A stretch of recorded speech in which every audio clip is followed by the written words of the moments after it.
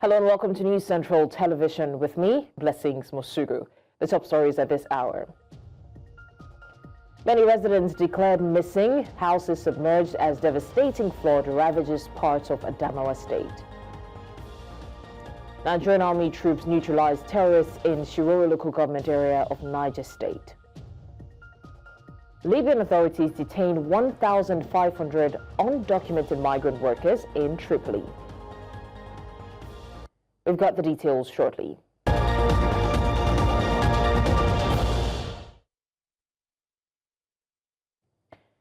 We begin in Lagos, where the state government is urging medical doctors to shelve their planned 3-day warning strike set to begin today. In a statement issued by the Director, Public Affairs in the Lagos State Ministry of Health, Tubosun Ogunbanwo, the Ministry of Health said talks with the medical guide or guild are ongoing and the doctors' grievances are being addressed urgently and sincerely. The medical guild, representing government-employed doctors, announced the strike over alleged salary deductions, issues dating back to April and recurring in July. Guild chairman Dr. Japheth Olubogi said dialogue had failed, prompting the warning strike. The state government acknowledged the concerns and confirmed that a reconciliation committee is reviewing submitting documents. Contingency plans are in place to minimize disruptions to health services during the strike period. We're still staying in Lagos. Controversies brewing over the recent renaming of the popular Charlie Boy bus stop in Bariga, Lagos, now named after music star Olamide Adedeji, also known as Olamide Bado. The former Bariga Council chairman said the move was meant to honor Olamide for promoting Bariga and Nigeria globally through his music, but critics say the decision may deepen cultural tensions. Senior advocate of Nigeria, Monday Ubani, warned that Nigeria's fragile unity could be threatened by decisions that appear to sideline certain ethnic groups, particularly the Igbo community. Activist Charles Oputa, aka Charlie Boy, also criticized the change, accusing the government of political insecurity and erasing cultural history for convenience. Now, Charles Oputa joined us earlier in the news. Let's bring you some of his thoughts. In any crap this government is pulling out and all the people that are in it, this is a gang of I don't know what. And there's a whole lot of BS. So it's a long time coming. I'm not surprised, but, you know, I mean, I didn't feel either way. I mean, hey. You have Charlie Boy bus stop, you don't have Charlie Boy bus stop. I mean, are they giving me money? Am I collecting money from it? You know, apart from the fact that I lived there and I was useful to that community. It's all about legacy. So it's in the hearts of people. It's not something that is written on the wall. Yeah, that's what I believe. I've moved past that. I'm not interested. They change the name, they don't change the name. Please, how do we get out of this suffering? How do we get out of this depression? Because the same place where Yoruba, Fulani, or Igbo man, they go buy their things in the market. It's the same place, you know, somebody from Cross River. And if we're grappling with no food, we're not even. Our correspondent Victor Mbadike now joins me from Olamide Bado bus stop, formerly Charlie Boy bus stop. Victor, thank you so much for joining us. This is a very interesting development, Victor. What is the mood like over there at the moment?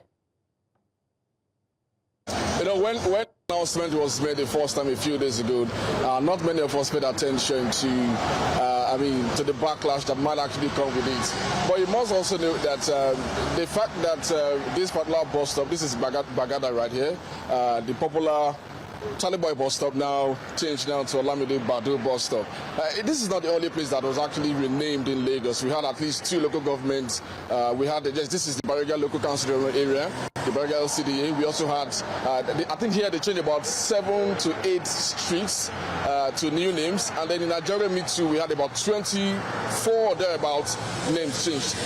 But this one in particular has been raising dust for some few days now.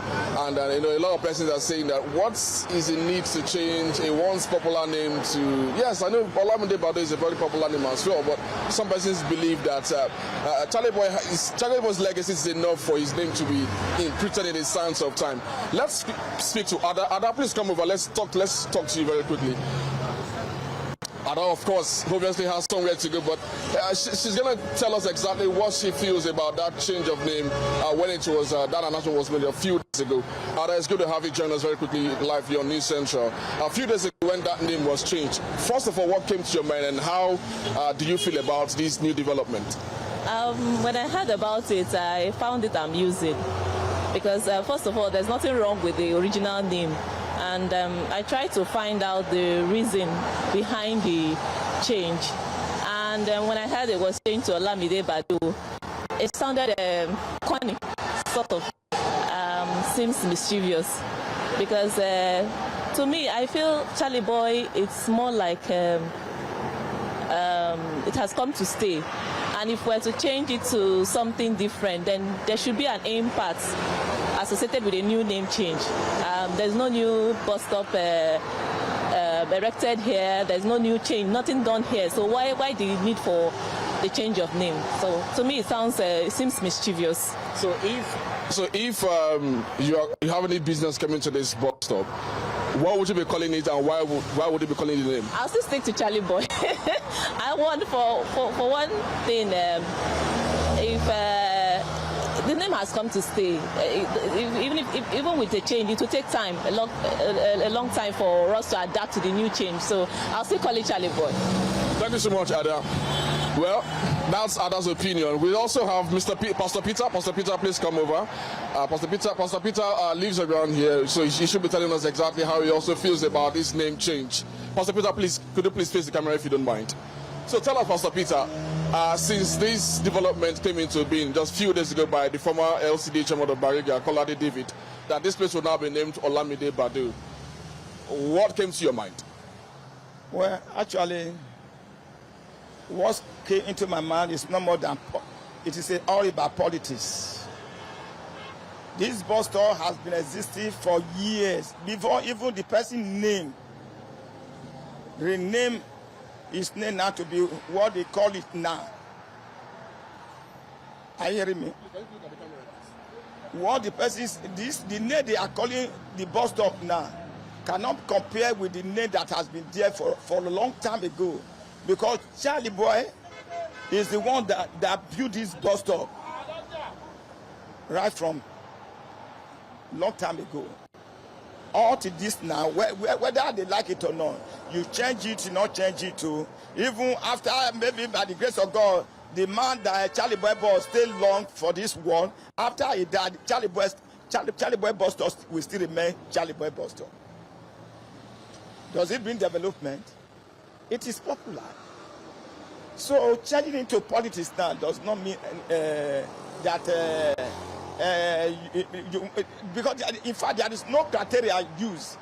If there should be any criteria used, they should verify the records of Charlie Boy before they rename it to where it is at present leader. Well, it's a case of like for like, because Olamide Badu, of course, is a very popular hip-hop artist in Nigeria. Looking at some of the things he's done, some of his contribution to music, putting Nigeria on a world stage, in the global map as far as music is concerned, particularly his style of indigenous Yoruba kind of music. So if you're changing from Charlie Boy, who is, of course, very popular back in his days, to Olamide Badu, maybe it's not a bad idea. Is this correct? It could not be today. It's not a bad idea, but to the public outsider, it's a bad idea. You cannot. Is it comparison? Are you comparing the Olamide and with Charlie Boy bus stop? Charlie Boy bus has grown a long time ago. It is not now. This man, how long now? How old is it in the music scene? compared with what Charlie Boy has built. Charlie Boy has built music. His music itself. He's a comedian himself. And what Charlie Boy has done in this environment make it to be popular worldwide, not only in Lagos. So I think that bringing another name into the bus stop, Charlie Boy bus stop will remain Charlie Boy bus stop. Oh, well, Pastor Peter, thank you so much. As soon as we keep having residents, come to share their opinions, of course, we will be glad to give you a feel of what they also think about this development. But before you cut me off, I know you're in a hurry. We have, let me just name a few streets that was renamed, starting from Ajeremi, very quite popular names. We have Imu Ezi Street that has now been named Laiwola Olua. We also have George Street, now named Daddy Shoki, the popular musician. We have Ben Onyeka Street, now named Mukaila Kolawole. Then we have names like Ano CK Street, named Jegede Marcos. And then we have Mba Street, very popular Mba, back in his 80s, now named Somolu Street. Somolu Road, rather. And if we now go to here in Bariga local council development area, we have the Laje Road, now named King Sunny Road. We have Ifan Street, now named Abolore Akonde. Popular Nice, the popular night, the Gongwaso Kruna. That name has been renamed to his name. Then we have the Bariga Road, now named Bola Ahmed Tinubu. But basically, you look at, look at most of these streets names. It does seem to have some kind of very controversial undertone that we may not want to talk about right now. But you will not blame some Lagos residents who feel that there is actually more to this than meets the eye. But whichever way you look at it, the state government or the local government have every right to change whatever name to whatever name that they feel like. All right, Victor, thank you so much. I'm glad that we were able to get a feel of what the people, think about the name change and really whether or not this is priority at the moment. But thank you for bringing us the updates. And definitely, like you said, you'll be keeping us updated on what more people think about this. Thank you. All right, it's time now to go on a short break. You're still live with us on the news. And when we come back, we've got more stories, so stay with us.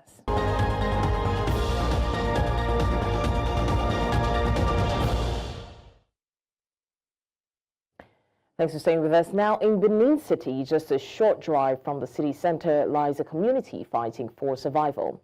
Ewotubu, once a growing residential hub, has become a symbol of neglect with deteriorating infrastructure, poor road networks, and limited access to basic amenities. News Central's correspondent, Amezi Bazwaye, took a trip to the community in Edo State to uncover the daily realities of residents living under these challenging conditions. Entering Ewotubu feels like stepping into a forgotten world. The major road and adjoining streets are all a graveyard of failed promises. Huge potholes swallowing cars, deep trenches turning commuting into nightmares. What should be a quick ride is now a slow crawl. A daily punishment for those who still call this place home. Our news crew could not drive in. Just like everyone else, we abandoned our car to board a tricycle. But even that journey was a gamble. Navigating what looks less like a road and more like a battlefield carved by erosion. Each bump a question. How did a community this close to the city center become this forgotten? This Ewotubu road now, it don't pass 10 years. Bless the swear for this road. Now, they know they do the road, nothing. So we were there, we beg them, make they call help us. Now, so far, now we there for this road. Since where I come, now so the road bad. Now, only dry season, and people will feel the mileage with the passer. Dry rainy season, we don't tire, we don't beg government, maybe they call help us repair the road. You can see everybody standing, looking as if nothing's happening. So we are begging the governor to come and do something about this Ewotubu road. I know the job he has been doing a lot of things now since he come into power. And after the court case now, I believe he's going to do something in the Ewotubu. At the heart of this chaos is a once bustling market, now a ghost of itself. Traders wear worry on their faces as customers hardly come. Bad roads have killed the lifeline of this economy. See road road, motor no dey come. We no dey sell. Person go shade now, no fit sell. Customers no dey come. If you even order load now, say they wan come offload my load. If driver you hear what to do, they no dey come. If they even charge you sef, if you no fit pay the money, they'll say the money where they even pay, you know, reach them to repair their motor. For motorists, the story is the same. Constant visits to mechanic workshops. Many say it's cheaper to park their cars and go on foot. You can see how they always go mechanic to mechanic. You see how? So if not be weak, they will repair small with the boss you hold to this gutter. Nobody for the parties can hold to again. So we beg the governor, make go to our aid, make all repair this road for us. We are happy that they started it before, but they abandoned the project. See, it's now everyday repair of cars and other lives. See, it's not funny. Students are passing through this place. It's life-threatening. But the worst heartbreak, homes left behind. Landlords who once built dreams here have fled, turning tenants elsewhere. Empty compounds now stand as monuments of despair. Ochukwu Etedeke was born and raised in a Wotubu community. He speaks about efforts made by residents over the years to appeal to various administrations to come to their aid. I was born in Wotubu. I've lived here almost all my life. For a very long time, we've been trying to call on the government to assist us on this road. None of the governments has favored us. The previous government that just left before this recent one, they decided to remember us, and we were happy that the government has once remembered the Wotubu. To our notice, the job was abandoned halfway. We are begging the state government of the day, please, the state government should remember Wotubu. For more than 10 years, residents have begged, protested, and prayed. The last administration commenced work on the road, but seemingly abandoned the project, dashing the hopes of many. Today, a new government promises redemption. With a huge focus on infrastructure development, Ewotubu community residents say they have hope Governor Monday Ukbeolu will bring succor to their community. Crisis here at Ewotubu community is impossible to ignore. Residents have had to wait years after years for legislative promises to be fulfilled. Edo State's 2025 approval for roads and school rehabilitation offers hope. But whether these residents of Ewotubu community will see that materialize, only time will tell. In Edo, for News Central, Ameze Bazwaye. Now, our correspondent in Edo State, Ameze Bazwaye, joins me to bring further details on the development. Ameze, thank you so much for joining us. Now, you visited Ewotubu firsthand. What struck you the most about what you saw and what you heard from the residents? How would you describe the atmosphere there? All right, thank you so much. The atmosphere there is quite heartbreaking. Honestly speaking, I had a personal experience driving in there. I thought I could drive into the community to, of course, do the report that I went there to do. But unfortunately for me, I had a personal experience. The bumper of my car actually pulled off. So we had to drop the car, park the car there.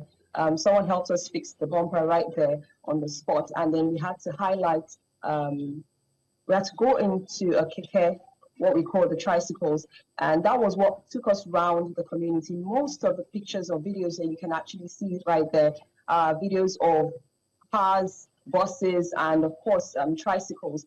A lot of persons who have personal cars tend to leave their cars, they park their cars, and they continue their journey on foot because of how bad the roads are.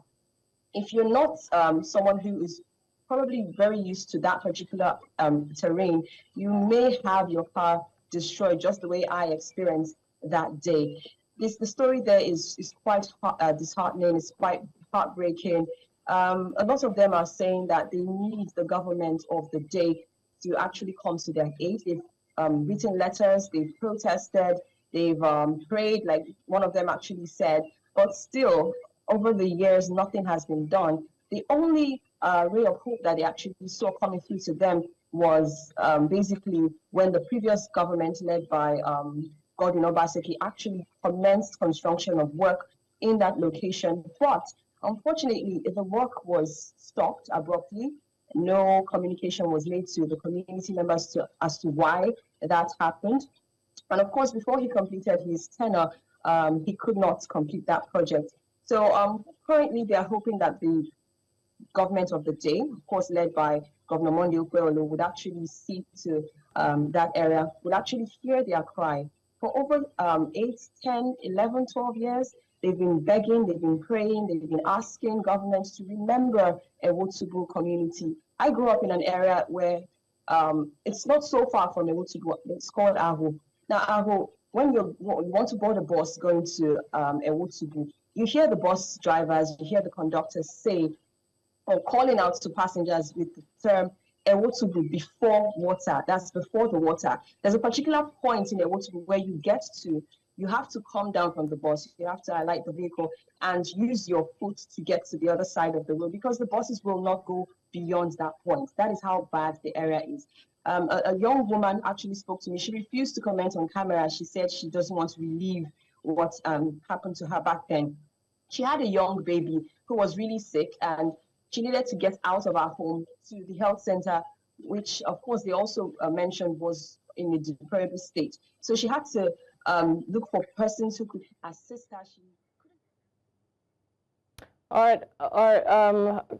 Ameze, thank you so much for the update. I would have loved to hear more about the Ewotubu community and how the people have lamented. Thankfully, the video did justice to that. Thank you once again for giving us the update.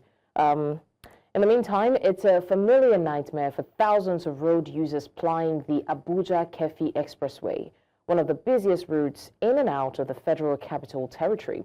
The highway is again in the spotlight, not for improvements, but for deteriorating conditions following torrential rains within the last 2 days. Now, as the rains intensify, so does the suffering of commuters trapped in traffic caused by deep potholes, filled sections, and a complete lack of drainage. News Central's Mayor Abubakar joins us now live on the road to give us the details of this as well. So, Mayor, thank you so much for joining us. If you can hear me, what is the update on the Abuja-Kefi road? In the road, this is the Abuja-Kefi route, and of course, this route leads to the far north, talking about from Nasarawa, Benue State, even to Maiduguri to Adamawa State. This is the only road that leads to that part of the country, Plateau, Bauchi, Gombe, and down to Adamawa State. And then this is the current situation. Now, I will just take this spot, but then there is more spot in front and much more way back.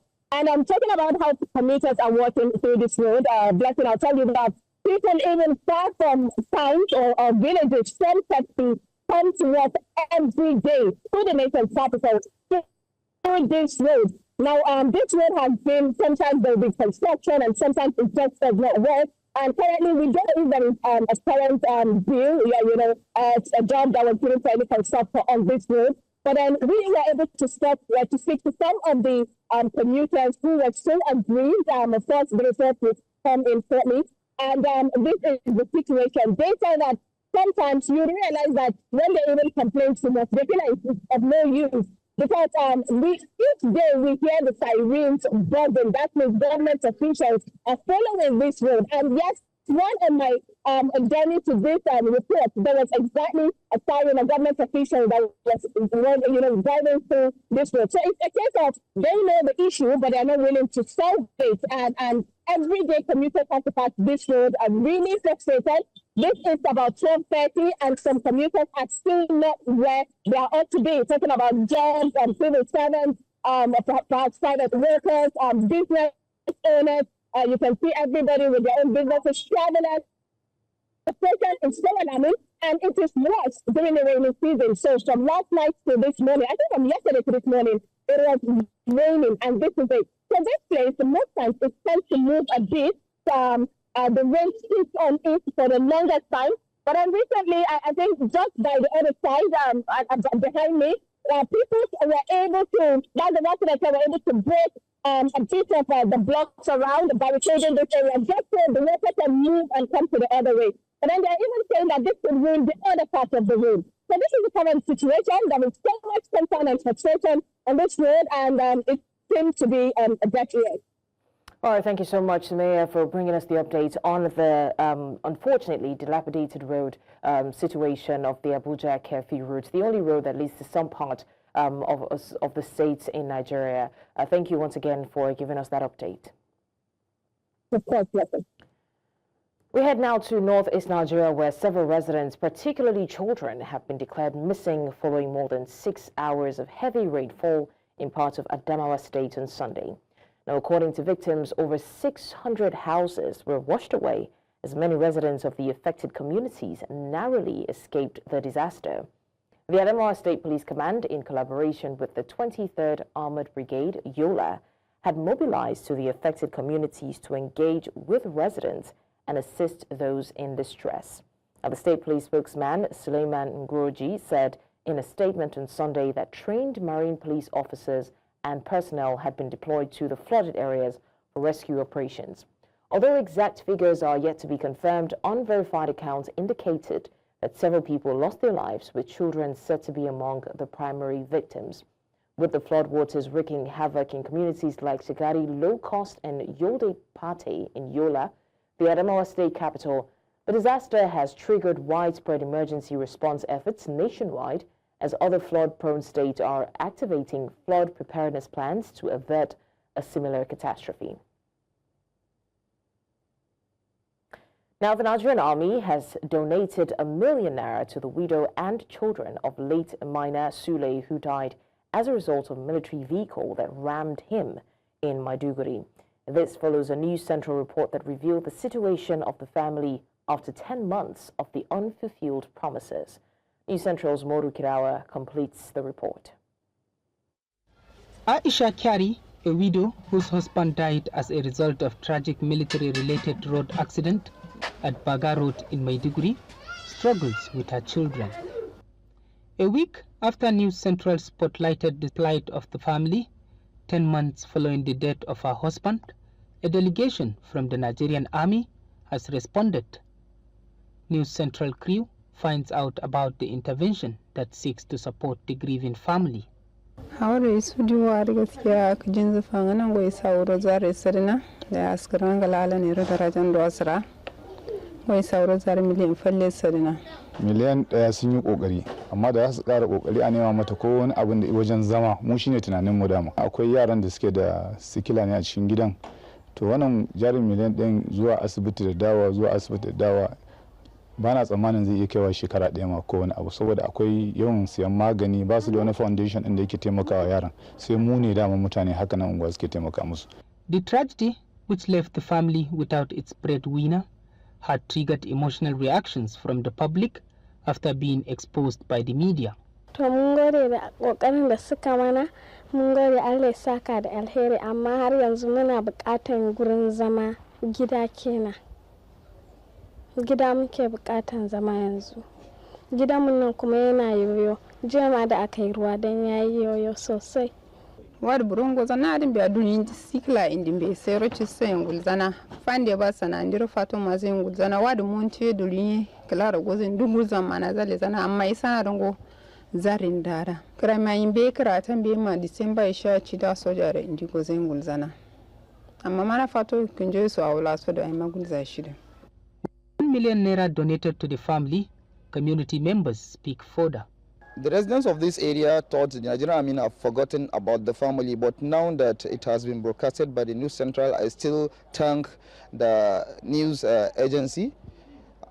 The Nigerian Army have now responded. Now the people of the community will have relief, and I think they will have more trust in the Nigerian Army because of how they responded and brought help to the family of the late Bamaina. If they are to feed the real deer, is 100 camel, as I said earlier. Approximately it's up to 600 million. But what they did is good, quite good, but we are now appealing to them to come and help this family because they are real needy. It is a relief for the family of late Maina Sule as the military has restored some hope in their time of grief, pleading for more support. In Maiduguri for News Central, Umaru Kirawa.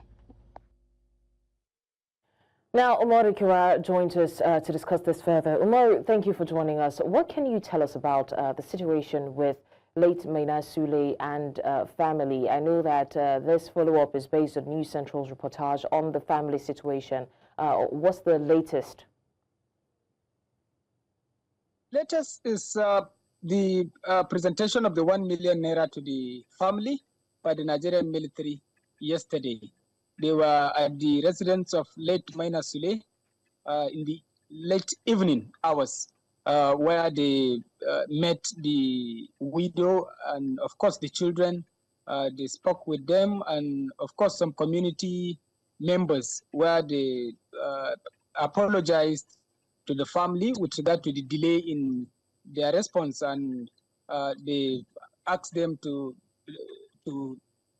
they said they are sorry for that, and they said they should manage the 1 million naira for now. That is what they said. But the woman was insisting with regard to the issue of shelter, because that was one of the promise the Nigerian military did to them when the late Maina Sule died during the accident with the military.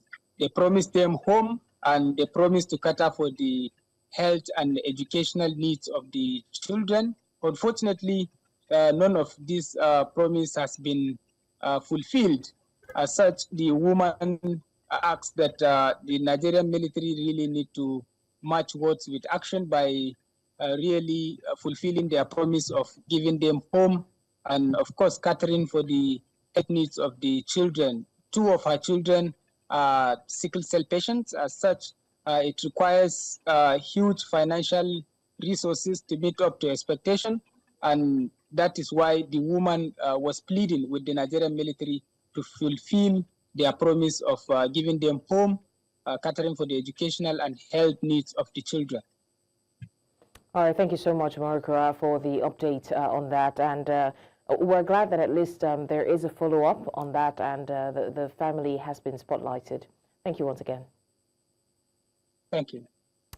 Meanwhile, troops of the Nigerian Army, alongside hybrid forces and backed by DSS intelligence, have neutralized at least 45 terrorists in Iburu village, Shiroro local government area of Niger State. Security sources say the DSS intercepted intel that armed bandits on motorcycles were planning an attack on Iburu and nearby villages. Soldiers swiftly engaged, leading to a fierce gunfight. Our villagers reportedly counted over 40 bandits' bodies and dozens of destroyed motorcycles. 2 hybrid force members were killed, while 4 others are hospitalized with gunshot wounds. This comes months after Nigeria's customs chief, Bashir Adini, warned of terrorist activity around the Babana border following a deadly ambush linked to seized petrol intended for smugglers. Now, Nigerian artist Olivier Lawson is currently attempting to break the Guinness World Record for the longest painting marathon by an individual. Olivier, who is from Bonny local government area, River State, began the feat last Monday, determined to clock over 150 hours by Monday. Through her art, Olivier aims to spotlight the rich culture and heritage of Bonny beyond its global reputation for oil and gas production.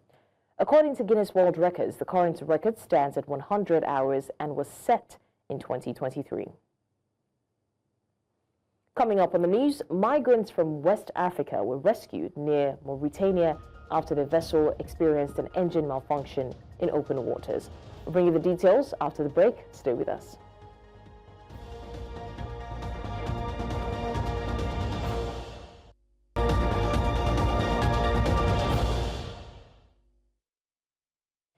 Thanks for staying with us on the news. Now, Southern Africa's liberation movement say they're entering a new chapter that places economic emancipation at the core of their collective vision.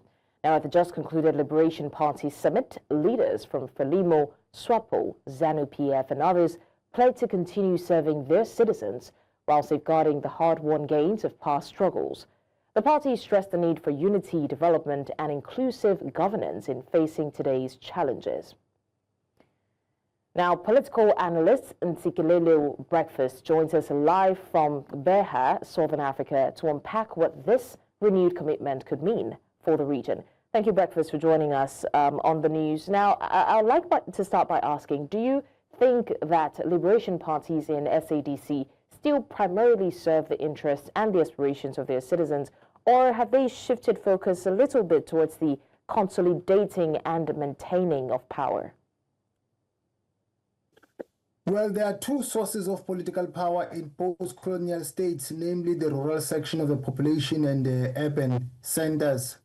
So what we have seen of late has been a shift in terms of electoral politics. The majority of eligible voters are no longer older people. By contrast, they are younger people who, by and large, reside in urban centers. That's why the support base of liberation movements has shrunk. For instance, if you look at the electoral outcomes, in South Africa, the ANC was dealt with a blow in a big way. Currently, it is sitting at 40%. The same goes to Mozambique. I don't think that Frelimo won those elections in a way that is free and fair. The same goes to Namibia. SWAPO won by a very low margin in the 50s.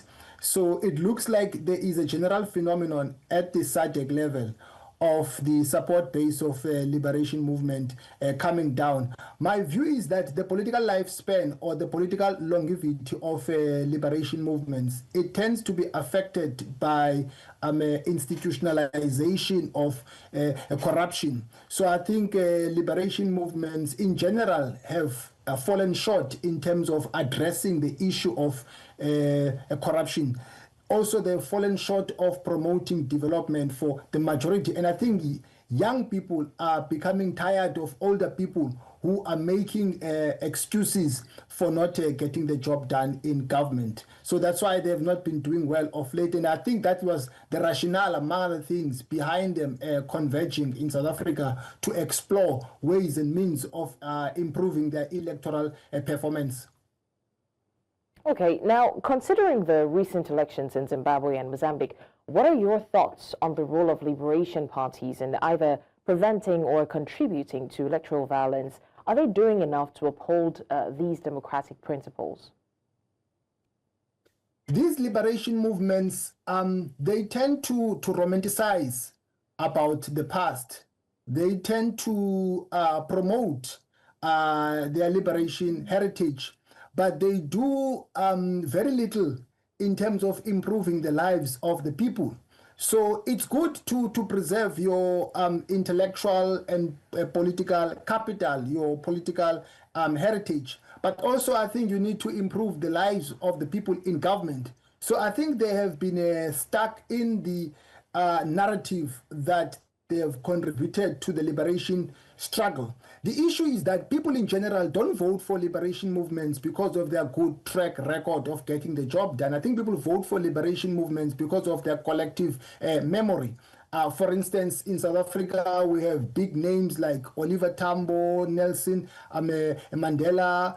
In Zimbabwe, you have a big name like Robert Mugabe. In Namibia, you've got a big name like Sam Nujoma. In Mozambique, you've got a big name, I forgot, Samora Michel. But that is not good enough if you don't translate those names into the material conditions of young people. The material conditions of young people have not been addressed. They've not changed for the better. So I think that's why, for instance, a lot of young people, it's either they vote on a small scale or they don't show up at the polls. So these liberation movements, I think they are not doing what they're supposed to do. So, in your view, does Africa still need geriatric leaders who have been in power for decades? Or is it time for a new generation of leaders? They keep saying that the youths are the leaders of tomorrow, but seemingly tomorrow never comes. So how does this affect governance and democratic renewal, in your opinion? Well, in 30 seconds, please. I think there needs to be... Yeah, look, I mean, It's up to the electorate whether people should hold on to power a bit longer or not, as long as they're elected by the majority. But what is wrong is to hold on to power against the will of the people. But if the constitution of a particular country allows a leader to hold on to power, that's fine. But the problem is when you come to power, not via electoral means. But I think at the same time, young people also must be afforded an opportunity to ascend into positions of authority and be represented and have a voice. All right, thank you so much, Breakfast, for joining us. Thank you very much. And I mean, it's interesting to see the political landscape and how, once again, it's playing out. And we're hoping that there is a change, especially when it comes to the handover of power. I think that a lot of Africans are now tired of seeing it circulate amongst a group of people. But that's a conversation for another day. Thank you so much for joining us. Now, about 75 migrants from West Africa were rescued near Mauritania after their vessel experienced an engine malfunction in open waters. The boat, which had departed from Guinea's port city of Kamsar on July 15, drifted for 2 days before a distress call was made. Mauritanian authorities confirmed the boat was in danger of sinking when a nearby vessel intervened, transferring the migrants to the Mauritanian Coast Guard. Our sources report the passengers were from multiple countries, including Guinea, Senegal, and Gambia. The group remained in Mauritania on Sunday as local security officials assessed the situation. Migration along this route remains perilous. The 2024 alone, nearly 10,500 people have died at sea trying to reach Spain. Despite this, nearly 46,800 migrants reached Spain's Canary Islands this year, though arrival numbers have recently declined.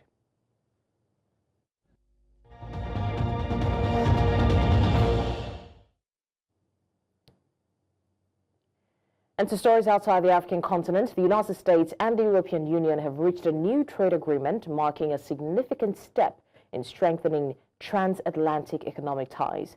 The deal introduces a 15% tariff on certain EU exports aimed at balancing trade relations and addressing long-standing disputes.